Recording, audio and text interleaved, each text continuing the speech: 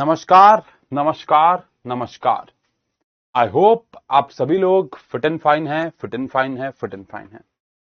स्वागत है आप सभी का साइंस एंड फन पे, साइंस एंड फन पे, साइंस एंड फन पे, जहां पे टीचर्स आपको दिल और दिमाग दोनों से पढ़ाते हैं। आई होप आप सभी लोग फिट एंड फाइन हैं। नमस्कार, नमस्कार, नमस्कार। तो जैसा कि आप सबको पता है कि आज हमारी 12वीं कक्षा का रिजल्ट आ चुका है और काफी अच्छा रिजल्ट आया है। लेकिन एक बात इसमें ऐड ऑन करना चाहूंगा कि कुछ कुछ बच्चों के फिजिक्स में काफी ज्यादा एक्स्ट्रा नंबर भी कटे हैं, कुछ कुछ के नहीं भी कटे हैं। मतलब ऐसा मैं कोई मैसेज नहीं दे रहा कि चेकिंग मुश्किल हुई है, ऐसा कुछ। अभी तक जितना रिजल्ट हमारे सामने आया है उसके हिसाब से अगर बात करें तो फिजिक्स में बच्चों के मार्क्स काफी कटे हैं। कुछ बच्चों के एक्सपेक्टेशन से कम मार्क्स आए हैं, कुछ बच्चों के एक्सपेक्टेशन से ज्यादा भी आए हैं।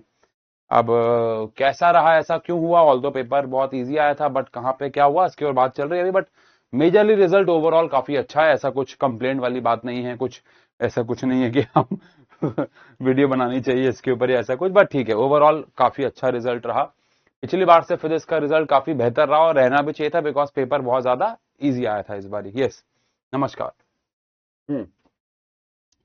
आई होप आप जल्दी आप लोगों के साथ या यूट्यूब पे जैसे भी हम लोग आपको पता शेयर करते हैं वो करेंगे। नमस्ते, नमस्ते, नमस्ते। क्या हाल चाल, क्या हाल चाल, क्या हाल चाल। चलिए, तो जब तक बच्चे जुड़ रहे हैं हमने बात कर लें कि हाँ, अब मेरे भाई के 94% आए, मेरे बड़े भाई के 98 आए, नीट कैंसिल हो गया। अच्छा बेटा, वो तो सबको पता है। केमिस्ट्री तो हमेशा हर साल बेटा ऐसी रहती है, केमिस्ट्री तो हर साल सबसे स्कोरिंग ही रहता है। मतलब पीसीएम वाले बच्चों का, मैं अगर इंग्लिश हटा दूं ऑब्वियसली बात है, पीसीएमबी में सबसे ज्यादा मार्क्स बच्चों के केमिस्ट्री में ही आते हैं। आप पिछले साल का हमारा रिजल्ट देख लो उस, क्योंकि केमिस्ट्री में मार्क्स स्कोर करना इजी है। मतलब आप अगर ऐसे देखोगे तो अगर हमारे यहाँ पे 100 बच्चे की फोटो हम छाप रहे हैं या 500 बच्चों की फोटो छाप रहे हैं, जितने की भी छाप रहे हैं, उनमें मोस्टली बच्चों के केमिस्ट्री में ज्यादा मार्क्स आए हुए होते हैं, है ना। तो वो मैंने आपको बताया था, इस साल भी ऐसे ही होगा, हर साल भी ऐसे ही होगा, बिकॉज पेपर केमिस्ट्री का बेसिक आता है। आप लोग पीवाई क्यूज देख रहे हो, उसमें अगर आपको फॉर्मूले आते हैं, बेसिक थ्योरी आती है, ऑर्गेनिक की रिएक्शंस आती हैं, तो आप अच्छा स्कोर कर लेते हो। ठीक है, चलिए। नमस्कार, नमस्कार, नमस्कार। क्या हाल चाल? अभी तक के हाईएस्ट मार्क्स मैं आपको बताऊं तो 98 या 99% कुछ हैं। और ऑब्वियसली बात है, अभी सबका रिजल्ट नहीं आया हमारे पास, बिकॉज अभी 2-4 घंटे पहले ही टीम एक्टिव हुई है रिजल्ट कलेक्ट करने के लिए। तो अभी तो सबका रिजल्ट, अभी तो 50% बच्चों का भी रिजल्ट इकट्ठा नहीं हुआ है। ठीक है, चलो शुरू करते हैं, बहुत बातें हो गई। और आज हम एक नए चैप्टर को शुरू करने वाले हैं, आप सबको पता है, दैट इज इलेक्ट्रोकेमिस्ट्री। अब जो इलेक्ट्रोकेमिस्ट्री चैप्टर है, ये क्या सॉल्यूशन चैप्टर से किसी भी तरीके से कनेक्टेड है? तो सिंपल भाषा में अगर मुझे एक वर्ड में बोलना हो तो आंसर है नो। घुमा फिरा के बोलूं तो एक आध टॉपिक कंसंट्रेशन निकालना है नॉल, वो तो हमने 11th में भी सीखा था। मतलब ऐसा कोई भी एक भी टॉपिक नहीं है जो आपने सॉल्यूशन में 12th में सीखा और आपको इलेक्ट्रोकेमिस्ट्री में काम आएगा। Same goes for chemical kinetic also. मतलब फिजिक्स में ऑर्गेनिक ही है जो आपस में कनेक्टेड है, और इनऑर्गेनिक में डीएनएफ और कोऑर्डिनेशन थोड़े बहुत कनेक्टेड है। लेकिन फिजिकल केमिस्ट्री अपने आप में इंडिविजुअली चलती है। ऑर्गेनिक का भी आप इंडिविजुअल चैप्टर कर सकते हो अलग अलग, पर मजा तब आता है जब हम फ्लो में काम करते हैं चैप्टर वाइज, जो कि इसके बाद हम शुरू करने वाले। लेकिन हाँ, इलेक्ट्रोकेमिस्ट्री का पिछले चैप्टर से कोई कनेक्शन नहीं है। लेकिन मैंने आपको लास्ट क्लास में कहा था, अगर आप आए थे तो, कि रेडॉक्स रिएक्शन अगर आप पढ़ के आओगे तो इलेक्ट्रोकेमिस्ट्री आपको पढ़ने में ज्यादा समझ में आएगा, ज्यादा बेहतर लगेगा। तो इलेक्ट्रोकेमिस्ट्री को आज हम शुरू करने वाले हैं। क्या है इलेक्ट्रोकेमिस्ट्री? और ये जो मेरे सामने बना हुआ है, इसका क्या आज की कोई पढ़ाई से कनेक्शन है? आंसर है नहीं, ऐसा नहीं है। बट ये इस चैप्टर में आएगा, ये आपको याद नहीं करना है तो घबराना मत, बट ठीक है। इलेक्ट्रोकेमिस्ट्री क्या है? हम केमिस्ट्री के अंदर अक्सर इलेक्ट्रिक एनर्जी को केमिकल एनर्जी में कन्वर्ट करते हैं और केमिकल एनर्जी को इलेक्ट्रिक एनर्जी में कन्वर्ट करते हैं। अगर आपको मैं यहां पे कुछ एग्जांपल्स दूं, जो कि मुझे लगता है हमें यहीं पे दे देने चाहिए, बिल्कुल।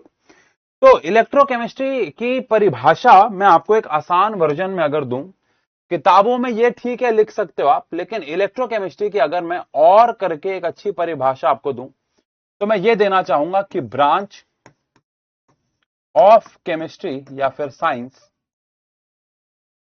Which deals with conversion of electric energy into chemical energy or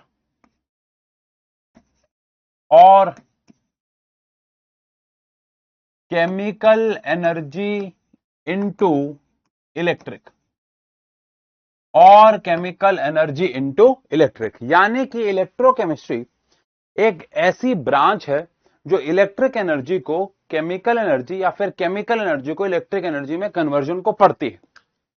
example के तौर पे अगर मैं कुछ एग्जाम्पल्स आपको दूं, जैसे कि अगर मैं आपको बोलूं कि हमारे घर में पड़े हुए सेल जो हमारे रिमोट में डलने वाले से बहुत अभी हम बहुत नॉर्मल भाषा में बात कर रहे हैं, मैं रिमोट वाले सेल को आगे जाके ड्राई सेल बोलूंगा, मैं गाड़ी की बैटरी को लेड स्टोरेज बैटरी बोलूंगा, बट अभी मैं बहुत बेसिक लेवल पे बात कर रहा हूं कि हमारे रिमोट में डलने वाला जो सेल है उसमें हम केमिकल एनर्जी से, अगर आपको पता ही होगा, उसमें हमारे पास कुछ केमिकल्स तो भरे होते होंगे, ऑब्वियस सी बात है। उस केमिकल एनर्जी से हम इलेक्ट्रिक एनर्जी बनाते हैं, उसमें हम केमिकल एनर्जी से इलेक्ट्रिक एनर्जी बनाते हैं। लेकिन वहीं पे जब आप इलेक्ट्रोलिसिस करते हो, वहीं पे जब आप इलेक्ट्रोलिसिस करते हो, let's say electrolysis of water कर देते हो, तो जब आप इलेक्ट्रोलिसिस ऑफ वाटर कर रहे हो तो आप क्या दे रहे हो? आप इलेक्ट्रोलिसिस ऑफ वाटर में उसे क्या प्रोवाइड कर रहे हो? आप इलेक्ट्रोलिसिस ऑफ वाटर में उसे बिजली दे रहे हो, और बिजली से आपको हाइड्रोजन मिल रही है, ऑक्सीजन मिल रही है, तो वहां पे आप इलेक्ट्रिक एनर्जी से इलेक्ट्रिक एनर्जी से बना रहे होते हो केमिकल एनर्जी। वहां पे आप इलेक्ट्रिक एनर्जी से बना रहे होते हो केमिकल एनर्जी, समझ रहे हो? तो केमिकल एनर्जी से इलेक्ट्रिक एनर्जी और इलेक्ट्रिक एनर्जी से केमिकल एनर्जी में जो आपस में कन्वर्जन में खेलता है उसे कहा जाता है इलेक्ट्रोकेमिस्ट्री। और हमें इन दोनों के बारे में ही इस चैप्टर के अंदर बात करनी है, यानी केमिकल एनर्जी से इलेक्ट्रिक एनर्जी के बारे में भी बात करनी है और इलेक्ट्रिक एनर्जी से केमिकल एनर्जी के बारे में भी बात करनी है। टी शर्ट पे अच्छा, अरे हाँ हाँ यार, वो ना कुछ कर रहे थे, अभी हम कुछ कर रहे थे, मतलब एक्सपेरिमेंट वगैरह ही कर रहे थे तो लग गया होगा, छोड़ो रहने दो। हाँ, तो ये हमारे पास रहता है, ठीक है, डन है। अब हमें इन दोनों को कितना कितना इस चैप्टर में पढ़ना है?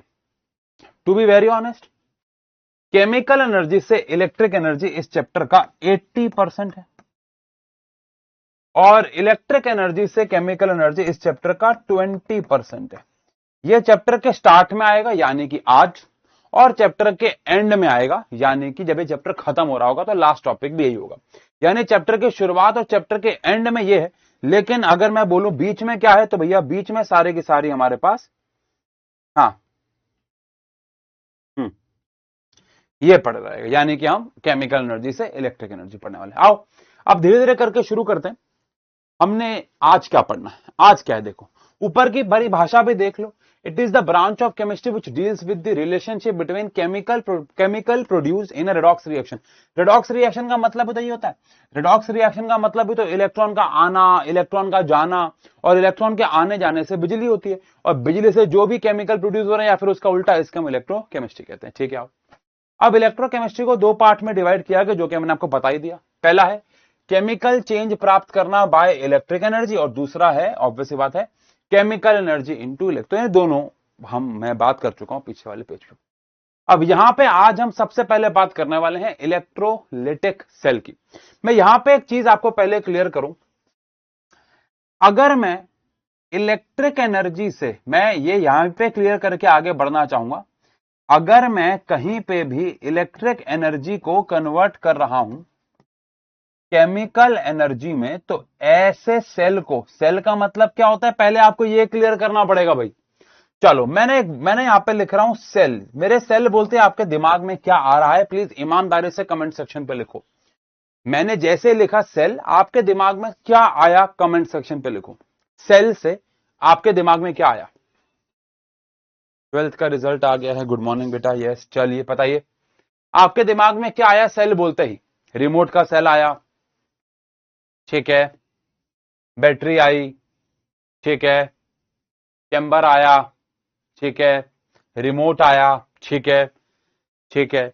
लेकिन आप ये नहीं सोच रहे कि अगर ये सेल बायो की क्लास में आया होता, बायो वाली मैम आपके सामने सेल लिखती तो आपके दिमाग में सबसे पहले क्या आता? The fundamental unit of life, the structural and function unit of life, ये सब आता।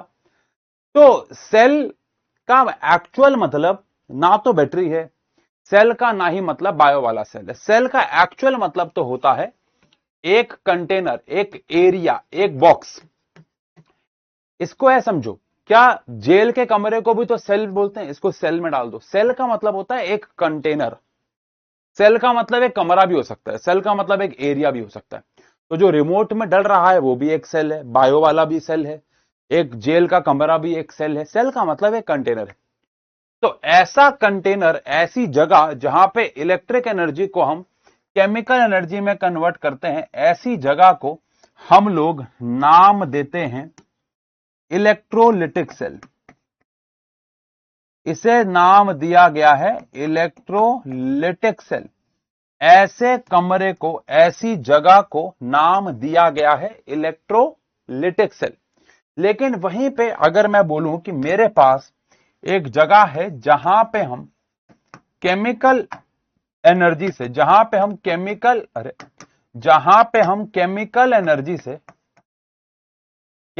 एनर्जी से इलेक्ट्रिक एनर्जी बना रहे हूं, केमिकल एनर्जी से हम अगर इलेक्ट्रिक एनर्जी बना रहे हूं, अगर हम केमिकल एनर्जी से इलेक्ट्रिक एनर्जी बना रहे हूं, इस सेल को क्या नाम देंगे? इस सेल को नाम देंगे इलेक्ट्रोकेमिकल सेल। इसको नाम देंगे इलेक्ट्रोकेमिकल सेल। इसे नाम देंगे इलेक्ट्रोकेमिकल सेल। और इलेक्ट्रोकेमिकल सेल को और नामों से भी बुलाया जाएगा, जैसे galvanic cell and etcetera etcetera, voltaic cell भी कहेंगे। लेकिन ठीक है, अभी फिलहाल इसका एक नाम ही ठीक है, जो है इलेक्ट्रोकेमिकल सेल। क्या कोई ऐसा भी सेल है जहां पे दोनों हो सकता है? यस, यस, दोनों हो सकता है। एग्जांपल के तौर पे मेरा जो ये रिमोट में डलने वाला सेल होगा, ये एक कौन सा सेल होगा? ये होगा एक ये होगा एक इलेक्ट्रोकेमिकल सेल, क्योंकि इसमें केमिकल एनर्जी से इलेक्ट्रिक एनर्जी बन रही है। लेकिन मेरा जो ये माइक है, ये माइक अभी क्या कर रहा है? इस वक्त क्या कर रहा है? इस वक्त ये माइक केमिकल एनर्जी को इलेक्ट्रिक एनर्जी में कन्वर्ट कर रहा है, तभी इसके अंदर लाइट जल रही है, ये सिग्नल दे पा रहा है, एटसेट्रा एटसेट्रा। लेकिन जब मैं इसको चार्ज करता हूं, यहां पे इसका एक सी टाइप पोर्ट है, आपको दिखेगा नहीं, लेकिन यहां पे इसका एक सी टाइप पोर्ट है। और अगर इसका सी टाइप पोर्ट है और अगर मैं इसको सी टाइप पोर्ट से चार्जिंग पे लगाता हूं, तो यहां पे क्या हो रहा होगा? फिर इलेक्ट्रिक एनर्जी कन्वर्ट हो रही होगी केमिकल एनर्जी में। तो जो भी चीज आप चार्ज और यूज कर सकते हो, फिर उसे चार्ज कर सकते हो, फिर उसे यूज कर सकते हो, वो दोनों है। जब आप उसे चार्ज कर रहे हो तो आप इलेक्ट्रिक एनर्जी से केमिकल एनर्जी बना रहे हो, और जब आप उसे यूज कर रहे हो तो आप उसे केमिकल एनर्जी से इलेक्ट्रिक एनर्जी में कन्वर्ट कर रहे हो। और अगर आप चार्जिंग के साथ उसे यूज कर रहे हो तो आप दोनों काम एक साथ कर रहे हो। लेकिन कुछ सेल ऐसे हैं जो सिर्फ एक ही तरफ से चलते हैं, जैसे ये वाला जो सेल है, इसमें आप केमिकल एनर्जी से इलेक्ट्रिक तो बना सकते हो, लेकिन आप इसको उल्टा नहीं कर सकते, मतलब आप इसको चार्ज नहीं कर सकते। ये वन टाइम यूज होता है, इसके बारे में आगे पढ़ेंगे। इलेक्ट्रोलिसिस ऑफ वाटर, पानी की इलेक्ट्रोलिसिस करते हो आप, तो आप बिजली से केमिकल एनर्जी बना रहे हो, बट वहां पे केमिकल एनर्जी से इलेक्ट्रिक एनर्जी डायरेक्टली नहीं बनाई जा सकती। यानी कुछ सेल हैं जो दोनों काम कर सकते हैं, लेकिन अभी हमें इसके ऊपर ना बात करके बस इसके ऊपर बात करनी है। मोबाइल फोन नहीं होता है, मोबाइल फोन के अंदर बैटरी की अगर बात करें तो वो, यस, मोबाइल फोन के अंदर बैटरी की अगर बात करें तो वो आप बोलो कि वो दोनों काम करता है। यस, ठीक है, सॉरी माय बैड। तो इलेक्ट्रिक एनर्जी से केमिकल एनर्जी जहां बने वो है इलेक्ट्रोलिटिक सेल, और केमिकल एनर्जी से इलेक्ट्रिक एनर्जी जहां बने वो है इलेक्ट्रोकेमिकल सेल। आओ अब पढ़ते हैं सबसे पहले किसके बारे में बेटा? इलेक्ट्रोलिटिक सेल के बारे में। आओ बात करते हैं इलेक्ट्रोलिटिक सेल के बारे में।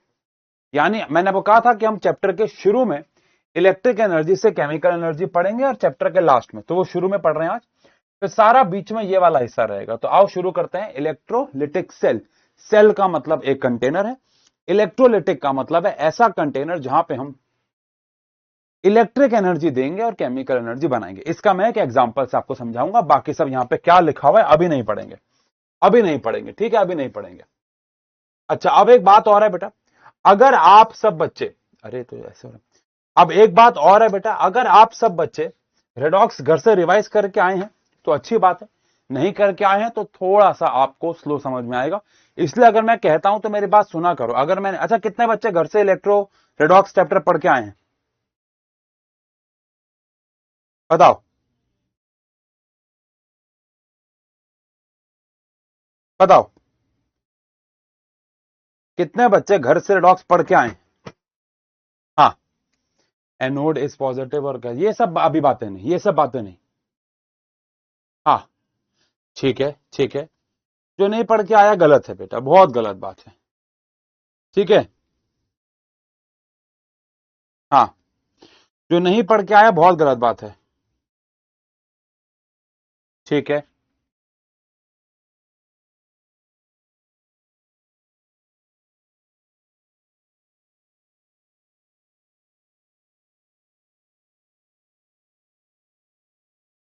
ठीक है, रिवाइज करने को नहीं बोला, रिवाइज करने को नहीं बोला मतलब पढ़ के आए हैं, पढ़ के आए हैं, वेरी गुड। जो बच्चे पढ़ के आए हैं अच्छी बात है, जो नहीं पढ़ के आए हैं बेटा थोड़ा सा प्रॉब्लम हो जाएगी, बट कोई बात नहीं, ठीक है। आओ बेटा समझे, अब इलेक्ट्रोलिटिक सेल को समझने के लिए मैं एक एग्जांपल दूंगा आपको, उससे आप सारा इलेक्ट्रोलिटिक सेल समझ जाओगे। बट क्या हमें इलेक्ट्रोलिटिक सेल समझना है? टू बी वेरी ऑनेस्ट नहीं, लेकिन अगर आपको इलेक्ट्रोकेमिकल सेल समझना है तो उससे पहले आपको इलेक्ट्रोलिटिक सेल को अच्छे से समझना होगा, ठीक है। Sorry my bad. यहां पे हमारे पास एक कंटेनर है, ये हमारे पास एक कंटेनर है और इस कंटेनर के अंदर, इस कंटेनर को हम बोलने वाले हैं इलेक्ट्रोलिटिक सेल। तो इसका मतलब है यहां पे इलेक्ट्रिक एनर्जी से केमिकल एनर्जी बनेगी, ठीक है। यहां पे मैंने एक लेट से पिघला हुआ मोल्टन मोल्टन नमक ले लिया, सोडियम क्लोराइड। एग्जाम्पल ले रहे हैं, एग्जाम्पल कोई भी हो सकता है, मैं ये वाला एग्जाम्पल ले रहा हूं। तो यहां पे हमने ले लिया है पिघला हुआ सोडियम क्लोराइड, पिघला हुआ नमक ले लिया हमने यहां पे, ठीक है। इस पूरे कंटेनर में हमने यहां पे लिया हुआ है पिघला हुआ नमक, ठीक है। एक सेकेंड, पिघला हुआ नमक ले लिया है।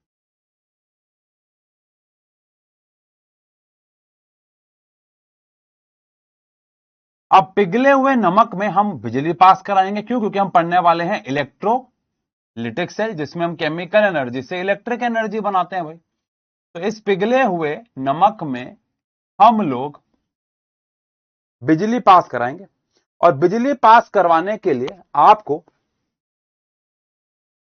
रॉड डालनी पड़ेगी। तो यहां पे हम लोग दो रॉड डाल रहे हैं भाई, एक रॉड यहां डाल दी, ठीक है। ये रॉड किसकी बनी हुई है उसको भी हम छोड़ देते हैं, बट ऑब्वियस सी बात है इनर्ट मेटल्स की बनी होंगी, इनर्ट कंडक्टर्स की बनी होंगी ये रॉड। तो यहां पे ये रॉड डालते हैं हम, ठीक है।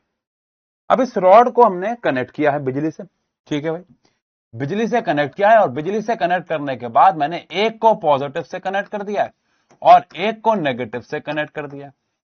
अब जैसे स्विच ऑन करूंगा, आपसे अगर मैं पूछूं कि इनमें से क्या कोई ऐसा है जिसको आप अभी एनोड या कैथोड बोल सकते हो, तो आप में से बहुत सारे बच्चे सोच रहे होंगे कि हाँ, बचपन से पढ़ाया जा रहा है कि जो पॉजिटिव से कनेक्टेड होता है वो एनोड होता है और जो नेगेटिव से कनेक्टेड होता है वो कैथोड होता है।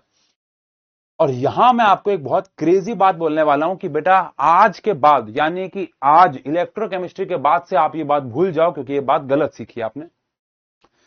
पॉजिटिव से जो कनेक्ट होता है वो एनोड होता है और नेगेटिव से जो कनेक्ट होता है वो कैथोड होता है, ये अधूरी बात है। पूरी बात यह है कि इलेक्ट्रोलिटिक सेल में पॉजिटिव से जो कनेक्ट होता है वो एनोड होता है, लेकिन इलेक्ट्रोकेमिकल सेल में उल्टा हो जाएगा। पॉजिटिव टर्मिनल एनोड होता है, नेगेटिव टर्मिनल कैथोड होता है। ये गलत नहीं है, लेकिन ये अधूरा है, बिकॉज ये डेफिनेशन सिर्फ एक ही सेल के लिए वैलिड है and that is electrolytic cell. Because electrochemical cell पर जब हम पहुंचेंगे तब उल्टा हो जाएगा मामला। तो इसलिए अब आप ये स्टेटमेंट नहीं दे सकते, बचपन में दी आपने क्योंकि आप यही सेल पढ़ते थे, ये कभी नहीं पढ़ा आपने। तो आप ये स्टेटमेंट बोल दिया करते थे, टीचर भी बोल दिया करते थे, हम भी बोल दिया करते थे, 10th में भी बोला है हमने, बट ये अधूरी स्टेटमेंट है। तो अब से आप ये नहीं बोलोगे कि पॉजिटिव से जो कनेक्ट होता है वो एनोड होता है, गलत। तो फिर कौन है एनोड? मैं बताऊंगा आपको। लेकिन उससे पहले अगर मैंने यहां पे पिघला हुआ नमक लिया हुआ है तो पिघले हुए नमक में Na+ होगा, Cl- होगा, Na+ होगा, Cl- होगा, Na+ होगा, Cl- होगा, Na+ होगा, Cl- होगा, क्योंकि यहां पे मैंने लिया हुआ है मोल्टन नमक NaCl, मोल्टन NaCl लिया हुआ है, तो भैया यहां पे Na+ होगा और Cl- होगा। अब जैसे ही मैं स्विच ऑन करूंगा, ये टर्मिनल पॉजिटिव से कनेक्टेड है और पॉजिटिव की तरफ कौन भागा चला जाता है? ऑब्वियस ही बात है, नेगेटिव। पॉजिटिव की तरफ कौन भागा चला जाता है भैया? नेगेटिव। और पॉजिटिव की तरफ नेगेटिव भागेगा, क्यों? क्योंकि उसको इलेक्ट्रॉन देने, Cl पे इलेक्ट्रॉन ज्यादा है ना, उसको इलेक्ट्रॉन देने। तो ध्यान से सुनो, Cl क्या करेगा भैया? Cl- इलेक्ट्रॉन देगा, Cl- इलेक्ट्रॉन देगा और Cl बन जाएगा। लेकिन Cl तो एग्जिस्ट नहीं करता, एग्जिस्ट तो Cl2 करता है। इसका मतलब है 2 Cl- आएंगे और वो 2 इलेक्ट्रॉन देंगे और Cl2 बन जाएंगे। यानी यहां पे Cl- जाएगा, Cl2 में कन्वर्ट हो जाएगा और यहां पे आपको Cl2 यानी क्लोरीन गैस के, Cl2 गैस के बबल्स दिखने लग जाएंगे। ठीक है, ऐसा क्यों हुआ? बिकॉज Cl- के पास क्यों जा रहा है? Current flow. यार देखो भैया, ये तो आपको पता है कि इस पूरे सर्किट में हमें करंट फ्लो करवाना है। करंट फ्लो के लिए इलेक्ट्रॉन का आना जाना होगा, तो कोई तो इलेक्ट्रॉन देगा और कोई तो इलेक्ट्रॉन लेगा, कोई तो इलेक्ट्रॉन देगा और कोई तो इलेक्ट्रॉन लेगा। तो यहां पे कौन इलेक्ट्रॉन दे सकता है? Na+ नहीं दे सकता, उसने ऑलरेडी दे रखे हैं। किसको दे रखे थे? Cl- को। अब ये टूट गया तो Cl- जो है ये इलेक्ट्रॉन देगा। Cl- इलेक्ट्रॉन देके Cl नहीं बन सकता, Cl2 बन सकता। तो बैलेंसिंग के हिसाब से मुझे यहां पे 2 लगाना पड़ा। अब यहां पे ऑक्सीडेशन हो रही है या रिडक्शन हो रही है? इलेक्ट्रॉन का लॉस होता है, ऑक्सीडेशन, इसलिए कहा था रिडॉक्स पढ़ के आना। इलेक्ट्रॉन का लॉस होता है ऑक्सीडेशन, तो ये हो रही है ऑक्सीडेशन। और ऑक्सीडेशन कहां पे होती है? यहां आपको एक नई स्टेटमेंट मिल रही है कि एनोड वो टर्मिनल होता है जहां पे ऑक्सीडेशन होती है। ना पॉजिटिव ना नेगेटिव, सब छोड़ दो जीवन में। आज के बाद आपसे कोई पूछे कि एनोड क्या है, आज के बाद आपसे कोई पूछे एनोड क्या है, तो आपको बोलना है electrode where oxidation takes place. Takes place, चाहे दुनिया का कोई भी सेल हो, चाहे वो ऑक्सीडेशन, चाहे वो इलेक्ट्रोलिटिक सेल हो, चाहे वो इलेक्ट्रोकेमिकल सेल हो, कोई फर्क नहीं पड़ता। एनोड वो जगह है जहां पे ऑक्सीडेशन होगी। अच्छा, कैथोड क्या है फिर? कैथोड क्या है फिर? Electrode where reduction takes place. Cathode वो जगह है जहां पे रिडक्शन होगी। कैथोड वो जगह है जहां पे रिडक्शन होगी। तो अगर ऐसा है तो ये क्या हो रही है? ऑक्सीडेशन हो रही है। और ऑक्सीडेशन कहां पे होती है? एट एनोड पे होती है। ये ऑक्सीडेशन हो रही है और ऑक्सीडेशन कहां होती है? एनोड पे होती है। इसको मैंने फर्स्ट इक्वेशन मान लिया, या एनोड का खेल मैंने अलग से लिख दिया। ये एनोड है। आओ अब कैथोड की बात करते हैं। इस पे चार्ज नेगेटिव है, तो ऑब्वियस सी बात है इस पे कौन जाएगा? Na+ जाएगा। Na+ जो है इधर भागा चला जाएगा, Na+ जो है वो इधर भागा चला जाएगा। Na+ वहां क्यों जा रहा है? क्योंकि Na+ को चाहिए इलेक्ट्रॉन, और ये जो इलेक्ट्रॉन Cl से निकले थे वो यहां जाएंगे ना। आप सबको पता है करंट कहां से कहां ट्रेवल करता है? करंट ट्रेवल करता है फ्रॉम पॉजिटिव टू नेगेटिव। तो इलेक्ट्रॉन कहां से कहां जाते हैं? नेगेटिव से पॉजिटिव। तो ऑब्वियस ये बात है, अगर इलेक्ट्रॉन ऐसे जा रहे हैं, करंट ऐसे ट्रेवल करेगा, तो इलेक्ट्रॉन अगर ऐसे ट्रेवल करेंगे तो यहां से इलेक्ट्रॉन मान लो यहां चलेगा और Na+ को इलेक्ट्रॉन मिल गए। Na+ को इलेक्ट्रॉन मिल गए, Na+ को इलेक्ट्रॉन मिल गए। Na+ को कितने इलेक्ट्रॉन मिले? 2 मोल। तो ऑब्वियस ये बात है, अगर 2 मोल इलेक्ट्रॉन मिले हैं तो ये 2 मोल Na+ को कन्वर्ट कर देगा Na में। यानी कि यहां पे आपको मिल जाएगा मेरी फेवरेट चीज, और वो क्या मिल जाएगा आपको? Sodium metal. यहां पे आपको मेरी फेवरेट चीज मिल जाएगी, और वो कौन है? Sodium metal. अगर मैं यहां पे पानी में घुला हुआ अगर मैं यहाँ पे पानी में घुला हुआ नमक लेता तो शायद आपको 10th क्लास याद हो, आपको NaOH मिलता, H2 मिलता, Cl2 मिलता। वो बड़े कॉम्प्लिकेटेड रिएक्शन है, वहां मैं नहीं जा रहा हूं। बहुत सिंपल सी बात है, यहां पे आपको Na मिल जाएगा। अब क्योंकि बैलेंसिंग के हिसाब से मैंने यहाँ पे 2Na प्लस लिया है और उसमें 2 मोल इलेक्ट्रॉन डाले हैं, तो मुझे 2 मोल ऑफ Na मिलेंगे, 2 मोल ऑफ Na मिलेंगे। यहां पे इलेक्ट्रॉन ऐड हो रहे हैं, इलेक्ट्रॉन का ऐड होने को क्या बोलते हैं? रिडक्शन। रिडक्शन कहां पे होता है? कैथोड पे होता है।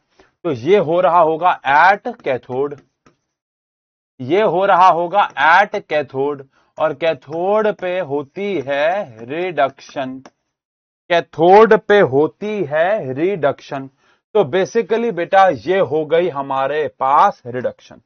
यस यस यस, ठीक है ठीक है ठीक है। तो ओवरऑल क्या हो रहा है? ओवरऑल जब मैं पिघले हुए नमक में बिजली पास कर रहा हूं तो एनोड पे ऑक्सीडेशन हो रही है, कैथोड पे रिडक्शन हो रही है। ओवरऑल रिएक्शन में हम दोनों को ऐड करके लिख सकते हैं। अगर मुझे बोला जाए कि ओवरऑल रिएक्शन लिखो तो मैं ओवरऑल रिएक्शन भी लिख सकता हूं। ओवरऑल रिएक्शन मेरे पास क्या हो जाएगी? आंसर है 2Na प्लस प्लस में 2Cl माइनस।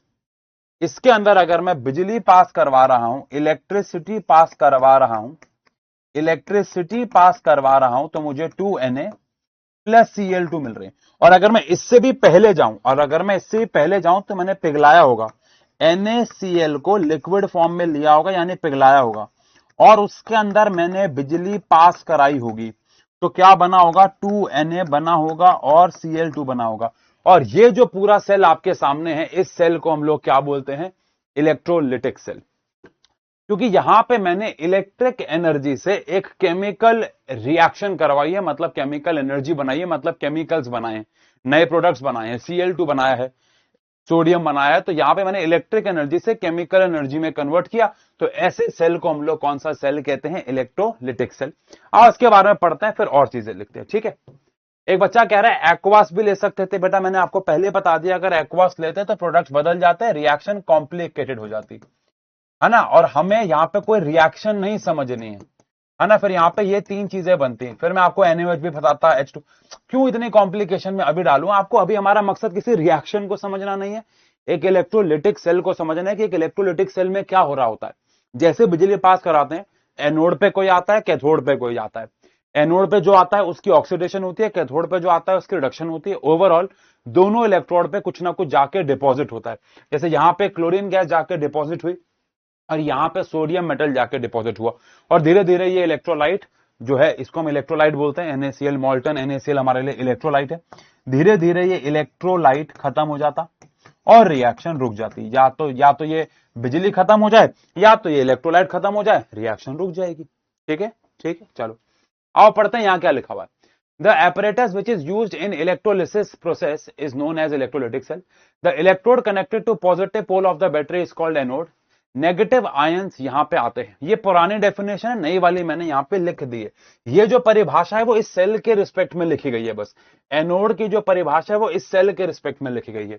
यहां पे नेगेटिव आयंस आते हैं क्योंकि इस पे खुद पे पॉजिटिव चार्ज होता है इस सेल के लिए, और ऐसे ही कैथोड है, इस पे पॉजिटिव आयंस आते हैं क्योंकि इसके खुद पे नेगेटिव चार्ज होता है।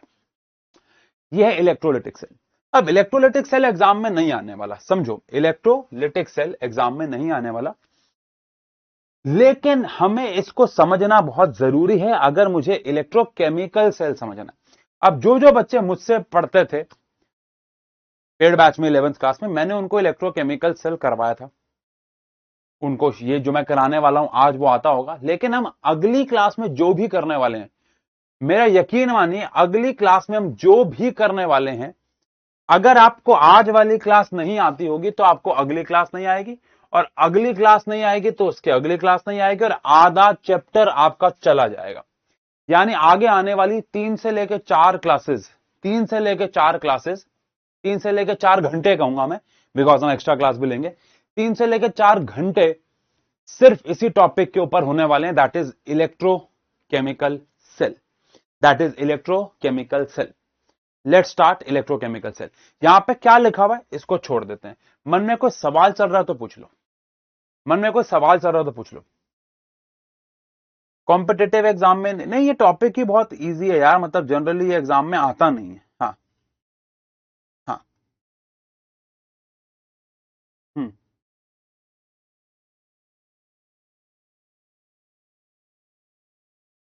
हम्म कोई सवाल?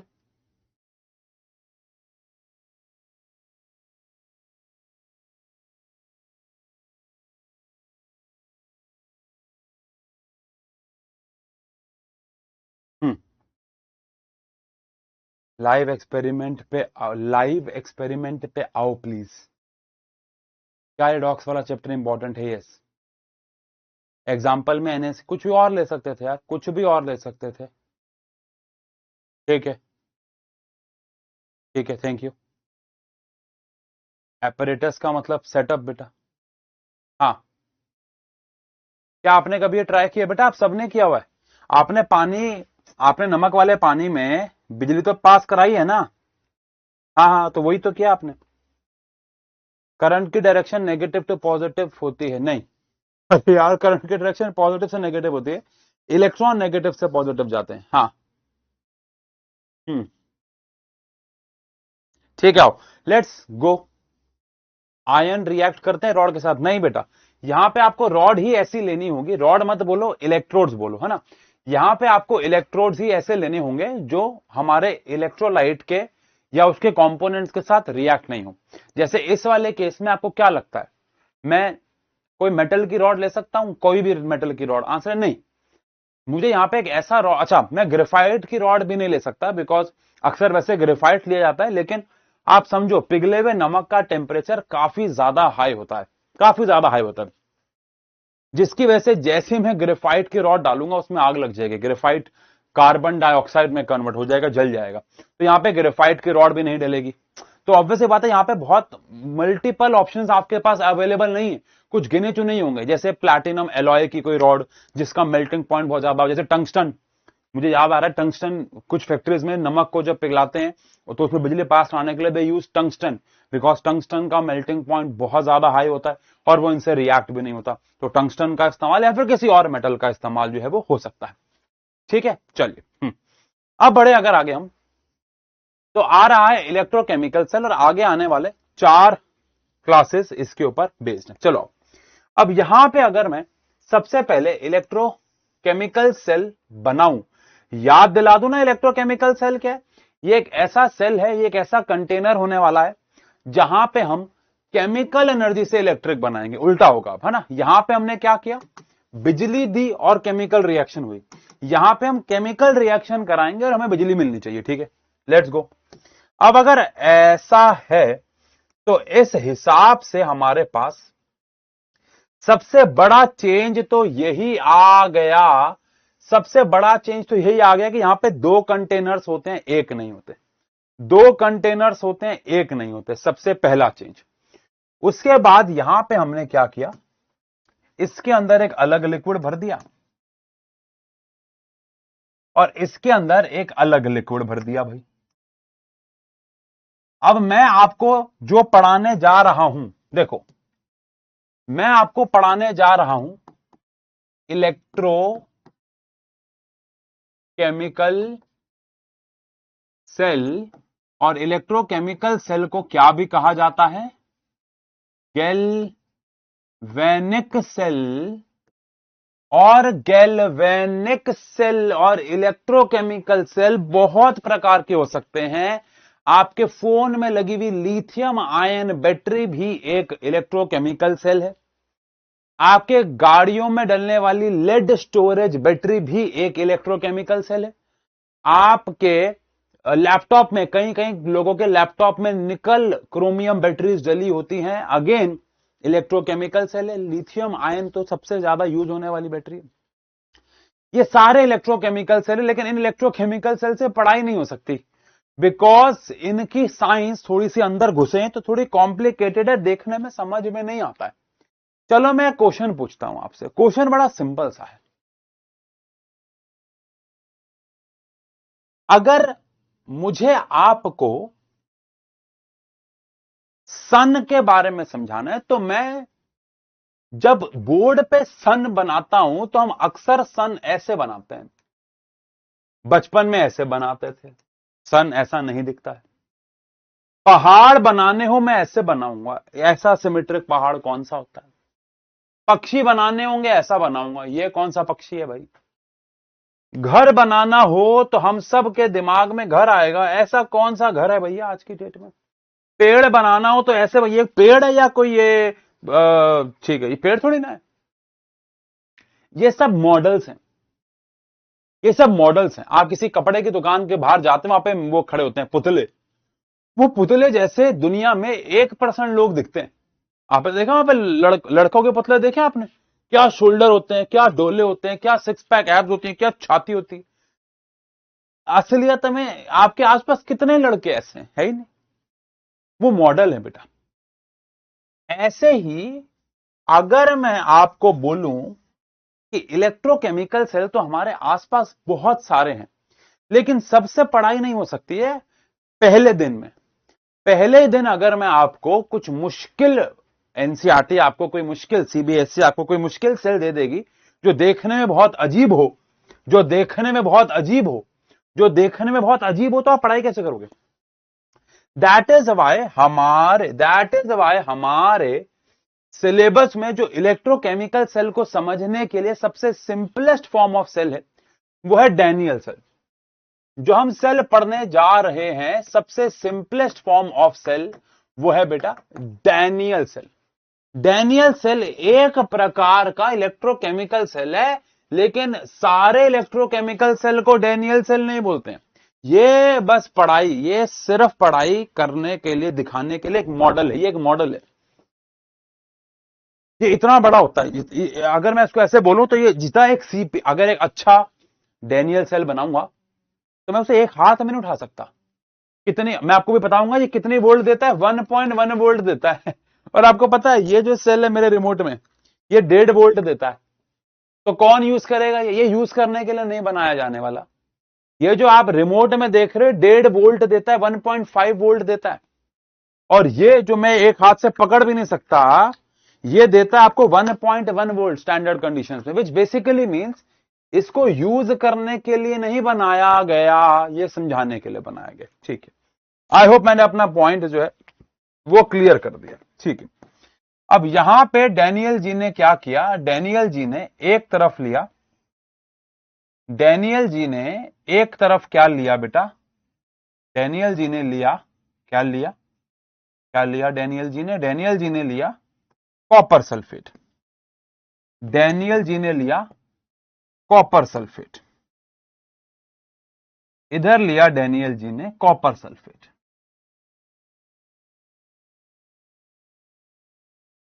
और यहां पे उन्होंने, डैनियल जी ने कॉपर की एक बहुत पतली सी स्ट्रिप डाल दी। ये इन्होंने डाल दिया कॉपर स्ट्रिप, कॉपर की बहुत पतली सी स्ट्रिप डाल दी इन्होंने, कॉपर स्ट्रिप, कॉपर स्ट्रिप डाल दी इन्होंने। ठीक है, कोई दिक्कत नहीं। उसके बाद उन्होंने यहां पे लिया जिंक सल्फेट। क्या लिया? Zinc sulphate. यहां पे उन्होंने लिया जिंक सल्फेट, यहां पे उन्होंने लिया जिंक सल्फेट। डैनियल जी ने क्या लिया बच्चों? डैनियल जी ने लिया जिंक सल्फेट, जिंक सल्फेट।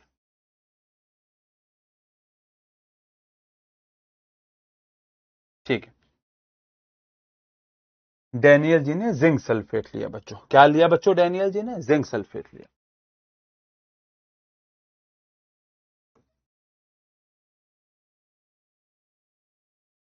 और इसके अंदर जिंक की एक बहुत मोटी रॉड डाली गई। अब जिंक की मोटी रॉड क्यों डाली गई भाई? वहां तो उन्होंने कॉपर की एक पतली सी स्ट्रिप डाली थी, तो जिंक की एक मोटी रॉड क्यों डाली उन्होंने भाई? ये भी एक अपने आप में सवाल है जिसका आंसर आपको मिलेगा। लेकिन उन्होंने यहां पे लिया जिंक रॉड। ठीक है, उन्होंने यहां पे जिंक की रॉड डाली। ठीक है, उसके बाद इन दोनों को आपस में, उन दोनों को आपस में कनेक्ट कर दिया भाई। अब कनेक्ट कर दिया, और कनेक्ट करते हुए बीच में इन्होंने लगा दिया एक गैल्वेनोमीटर। ऑब्वियसली बात है बेटा, यहां पे हम एक सेल या बैटरी थोड़ी ना लगा सकते हैं। सेल या बैटरी थोड़ी ना लगा सकते हैं बेटा, क्योंकि सेल या बैटरी तो बना रहे हैं हम, कैसी बातें कर रहे हैं बेटा। यहां तो हम सेल बैटरी लगा रहे थे बिकॉज हम इलेक्ट्रिक एनर्जी से केमिकल एनर्जी बना रहे थे। यहां तो बिजली बनानी है हमें, बिजली बनानी है तो बिजली यूज थोड़ी ना कर सकते हैं, बिजली बनानी है हमें तो बिजली यूज थोड़ी ना कर सकते हैं, ठीक है। तो यहां पे हमने लगा दिया गैल्वेनोमीटर और यहां पे एक छोटू सा स्विच लगा दिया, ठीक है। अब आप मुझे बताइए, अगर मैं इस स्विच को ऑन कर देता हूं तो क्या सर्किट कंप्लीट हुआ है? आंसर है नहीं, सर्किट कंप्लीट नहीं हुआ है, क्योंकि ये दोनों आपस में कनेक्टेड ही नहीं है। अच्छा, अब क्या करें? यहां पे मैं अभी ना एक चीज डालने वाला हूं, इसको बोलते हैं सॉल्ट ब्रिज, इसको बोलते हैं सॉल्ट ब्रिज। अभी आप इस चीज की टेंशन मत लो, हम इसकी टेंशन अगली क्लास में लेंगे कि सॉल्ट ब्रिज क्या है, आज नहीं लेंगे, ठीक है। अभी के लिए आप इसको जो मैं बना रहा हूं, इसको आप एक बिजली की तार समझ लो, ठीक है। अभी के लिए आप इसे एक बिजली की तार समझ लो, बिजली की तार। ऑल दो ये बिजली की तार नहीं है, ये सॉल्ट ब्रिज है, जो कि मैं आपको अगली क्लास में बताऊंगा कि सॉल्ट ब्रिज के हुए है। बट अभी आप इसे सॉल्ट ब्रिज ना समझ के बिजली की तार समझ लो। तार बिजली से पतले हमारे पिया, ओरी सासू पता तूने ये क्या किया। चलो भाई, अब बात करो। अब जैसे ही मैं इस स्विच को ऑन करूंगा सॉल्ट ब्रिज डाल के, ये सब आपस में कनेक्ट हो गए। अब यहां पे ना जिंक रॉड और कॉपर रॉड के बीच में लड़ाई होगी। क्या होगी? लड़ाई होगी कि भैया मैं इलेक्ट्रॉन दूंगा क्योंकि मैं मेटल हूं। कॉपर कहेगा मैं इलेक्ट्रॉन दूंगा क्योंकि मैं मेटल हूं। अरे, जिंक कहेगा मैं इलेक्ट्रॉन दूंगा क्योंकि मैं मेटल हूं। कॉपर कहेगा मैं इलेक्ट्रॉन दूंगा क्योंकि मैं मेटल हूं। अब इनमें से जीतेगा कौन? वो वाला मेटल जीतेगा। आसान भाषा में कहूं तो, अभी हम आगे जाके ना इसको इलेक्ट्रोड पोटेंशियल से नापेंगे, लेकिन अभी आसान शब्दों में कहूं तो वो वाला मेटल जीत जाएगा जो ज्यादा रिएक्टिव है। और हम सब जानते हैं कि zinc is more reactive than copper. हम सब जानते हैं कि zinc is more reactive than copper. Yes, zinc is more reactive than copper. तो कौन इलेक्ट्रॉन देगा? जिंक इलेक्ट्रॉन देगा। जिंक देगा या जिंक सल्फेट में Zn+2 देगा। यहां पे जिंक सल्फेट एक्वास है। एक्वास का मतलब है, एक्वास का मतलब है कि यहां पे Zn+2 होंगे और SO4-2 होंगे। कॉपर सल्फेट का मतलब है Cu+2 होगा और SO4-2 होगा, ठीक है। अब जिंक मेटल, ऑब्वियस बात है, जिंक और जिंक+2 में जिंक इलेक्ट्रॉन देना चाहता है। जिंक+2 ने पहले ही दिए हुए। जिंक कह रहा है मैं तो इलेक्ट्रॉन दूंगा, मैं तो इलेक्ट्रॉन दूंगा, मैं तो इलेक्ट्रॉन दूंगा, मैं तो इलेक्ट्रॉन दूंगा, मैं तो इलेक्ट्रॉन दूंगा। कितने इलेक्ट्रॉन दूंगा? 2 इलेक्ट्रॉन दूंगा, क्योंकि मेरी वैलेंसी ही 2 है भैया, तो मैं 2 इलेक्ट्रॉन दूंगा। और मैं क्या बन जाऊंगा? जिंक+2 बन जाऊंगा। मैं जिंक हूं और मैं 2 इलेक्ट्रॉन दूंगा और मैं 2 इलेक्ट्रॉन देके जिंक+2 बन जाऊंगा और मैं सॉल्यूशन में आ जाऊंगा। मैं 2 इलेक्ट्रॉन देके जिंक+2 बन जाऊंगा और मैं सॉल्यूशन में आ जाऊंगा। 2 इलेक्ट्रॉन दूंगा, इस सॉल्यूशन में आ जाऊंगा। इसका मतलब है जिंक रॉड धीरे धीरे धीरे धीरे धीरे धीरे धीरे धीरे टूटती रहेगी और पतली होती रहेगी। जिंक रॉड धीरे धीरे धीरे धीरे टूटती रहेगी और पतली होती रहेगी, जिसका मतलब है हमें जिंक रॉड को मोटा लेना होगा। तभी हमने जिंक रॉड को मोटा लिया था। अच्छा, अब ये जो इलेक्ट्रॉन है जो यहां से निकले हैं, ये घूमेंगे, जाएंगे जाएंगे, क्यों जाएंगे? अरे, जिंक ने इलेक्ट्रॉन दिए हैं तो जिंक पे वापस तो नहीं आ जाएंगे ना, कॉपर की तरफ जाएंगे। अब जैसे इलेक्ट्रॉन यहां पहुंचेंगे, मुझे बताओ इनमें से कौन इलेक्ट्रॉन लेना चाहेगा? क्या कॉपर इलेक्ट्रॉन लेना चाहेगा? पागल हो गए आप, कॉपर क्यों इलेक्ट्रॉन लेगा? वो तो मेटल है। क्या SO4-2 लेगा? अरे, उसने तो पहले ही ले रखे हैं। लेकिन कौन बचा? कॉपर+2 बचा। ये कह रहा है मेरे को इलेक्ट्रॉन दे दो, मेरे को इलेक्ट्रॉन दे दो, मेरे को इलेक्ट्रॉन दे दो, क्योंकि मैं हूं प्लस, मैं हूं प्लस, मुझे न्यूट्रलाइज होना है, मुझे न्यूट्रलाइज होना है, मुझे इलेक्ट्रॉन दे दो। तो जो यहां से इलेक्ट्रॉन घूम के यहां आएंगे वो यहां पे बैठे होंगे, देखो इलेक्ट्रॉन ऐसे बैठे होंगे, और ये कॉपर +2 से बोलेंगे इलेक्ट्रॉन चाहिए, वो पागलों की तरह भाग के आएगा। कैसे आएगा? पागलों की तरह, पागलों की तरह भाग के आएगा और यहां पे जाके डिपॉजिट होना शुरू हो जाएगा। और कॉपर प्लस टू को ये 2 इलेक्ट्रॉन्स मिल जाएंगे और वो कॉपर बन जाएगा।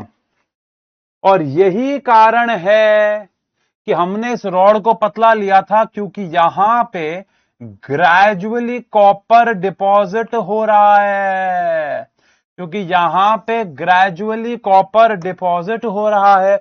तो धीरे धीरे धीरे धीरे ये रॉड मोटी होती चली जाएगी और ये वाली रॉड पतली होती चली जाएगी। ये वाली रॉड मोटी होती चली जाएगी, ये वाली रॉड पतली होती चली जाएगी। यस और नो? यस। अच्छा, अब क्या फिर? इस पूरे प्रोसेस के दौरान सबसे पहला सवाल, एनोड कौन है, कैथोड कौन है? यहां तो पॉजिटिव नेगेटिव कुछ भी नहीं है, यहां तो पॉजिटिव नेगेटिव कुछ भी नहीं है, तो फिर एनोड क्या है और कैथोड क्या है? यहां तो पॉजिटिव नेगेटिव कुछ भी नहीं है, तो फिर एनोड क्या है और कैथोड क्या है? अरे सर आप क्या बात कर रहे हो, अभी तो आपने पीछे सिखाया कि एनोड कैथोड में पॉजिटिव नेगेटिव नहीं देखना है, हमें देखना है जहां पे ऑक्सीडेशन हो रही है वो एनोड है, जहां पे रिडक्शन हो रही है वो कैथोड है। ओके, अगर ऐसा है तो जिंक की क्या हो रही है? ऑक्सीडेशन।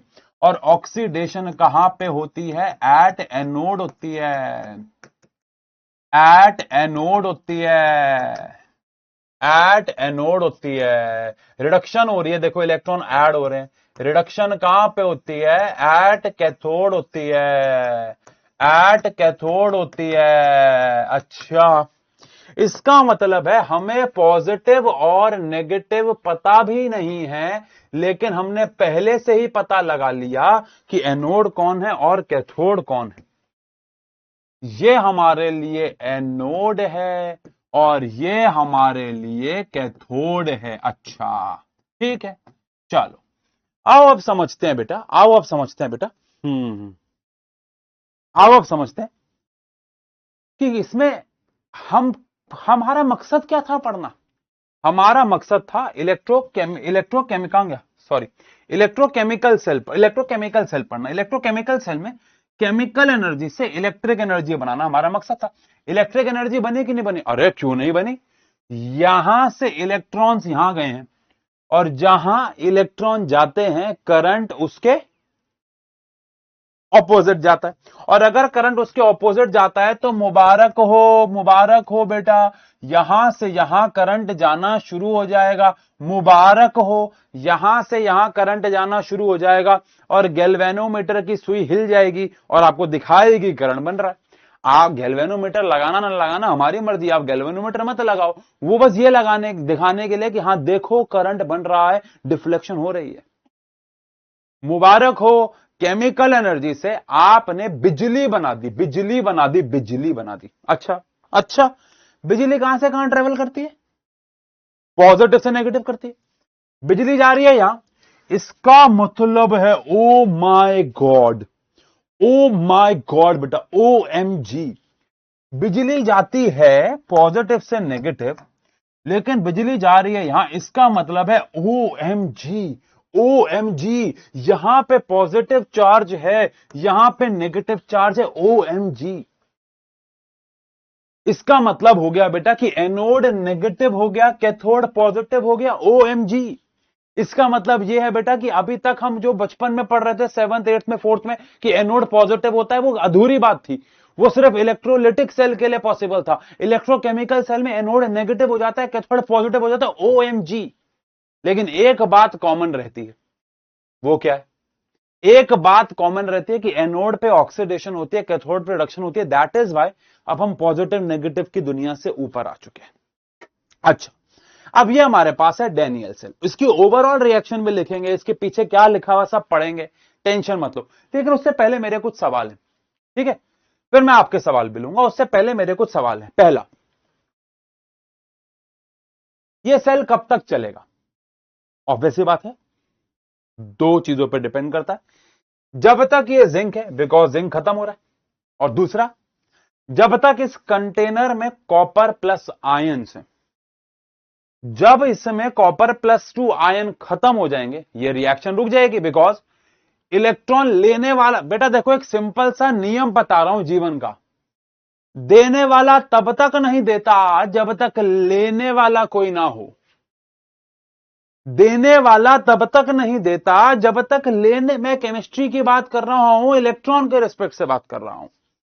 और वैसे रियल लाइफ में भी है बेटा, अगर मुझे पैसे डोनेट करने हैं और कोई पैसे लेने वाला ही नहीं है, तो मैं कितना भी, इतना अमीर कोई नहीं होता कि अच्छा कोई लेने वाला नहीं है, ठीक है मैं ऐसे मधुबन चौक पर गड्डियां उड़ा रहा हूं पैसे की, ऐसे कौन उड़ाता है बेटा? जब तक कोई लेने वाला ही नहीं है मैं देने वाला कैसे बन जाऊंगा? तो अगर यहां पे कॉपर प्लस 2 आयन ही खत्म हो गए, इलेक्ट्रॉन लेने वाला कोई नहीं होगा, तो जिंक देना भी बंद कर देगा।